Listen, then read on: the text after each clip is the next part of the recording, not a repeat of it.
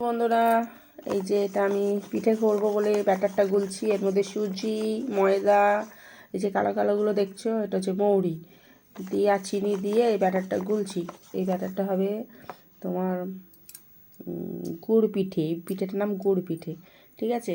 এটা আমি করে মানে এরপর আবার রান্নাটা করবো, সেটাও দেখাবো, ঠিক আছে? চলো বন্ধুরা, একটু আটাটা মেখে নিলাম, তরকারিটাও কুটে নেবো, ঠিক আছে? তারপরে ওটা 1 ঘন্টার জন্য ভিজাতে দিয়েছি আমি, আর সেই ফাঁকে আটাটা মেখে নিচ্ছি আমি। আবার রুটিও হবে, তরকারি হবে, আবার ওটাও হবে। তো যাই হোক, সেই ফাঁকে আমি আটাটা মেখে নিলাম। দেখা যাক, আবার সেটাও যখন করব সেই ভিডিওটাও করব। আমি তরকারিটাও করে নিলাম। এই যে আলুর দম, এই আলুর দম, আর রুটিটা করব। রুটি আলুর দমটা করার পর আমি ওই গুড় পিঠেটা করবো আর কি।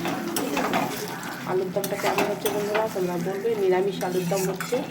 আর এই যে বস্তা বসিয়ে দিয়েছি, রুটিটা করবো। রুটি লেচি টুচি সব কাটা হয়ে গেছে। রুটিটা করে এই আলুর দমটা করে তারপরে ওইটা করবো। ব্যাটারটা 1 ঘন্টা এখন গোলা আছে। এই যে ব্যাটারটা গুলে রেখেছি, হয়ে গেছে। আর এই যে আলুর দম হয়ে গেছে। আর এখানে আমার পরোটা হয়েছে, নিচে আছে পরোটা। তো এবার আমার তেল গরম করতে দিয়েছি, এবার আমি এটা তৈরি করব। দেখো কীভাবে তৈরি করছি। ঠান্ডা পড়েছে তো পিঠে তো হবেই বাড়ি বাড়ি। ঠান্ডার দিনে পিঠে না খেলে ভাল লাগে বলো তো? একটা তো ছেড়ে দিলাম, তেলটা গরম হয়ে গেছে, দেখো কেমন ফুলে উঠছে।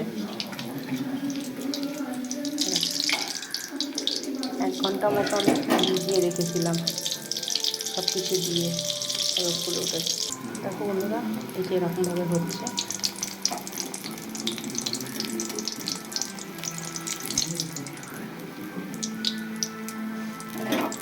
আমার মেয়ে করছে, দেখো এই যে ছাড়ছে। এই যে আমার মেয়ে খেয়ে দেখছে কেমন হয়েছে মানে। এই দেখো কেমন হয়েছে, ঠিক আছে? একদম নরম তুলতুলে। মানে আমার মেয়ে খাবে এবার এটা। বন্ধুরা, একে একে আমি এরম করে সব বানিয়ে ফেলবো।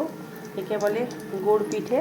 তো যাই হোক, আমার মেয়ে এখান থেকে তুলছে আর খাচ্ছে। এইমাত্র 3টে হয়েছে, এখনও অনেকগুলোই বাকি, এতটা বাকি আছে। তো আমি এইভাবেই পিঠেগুলো বানিয়ে ফেলবো। চল বন্ধুরা, টাটা, গুড নাইট।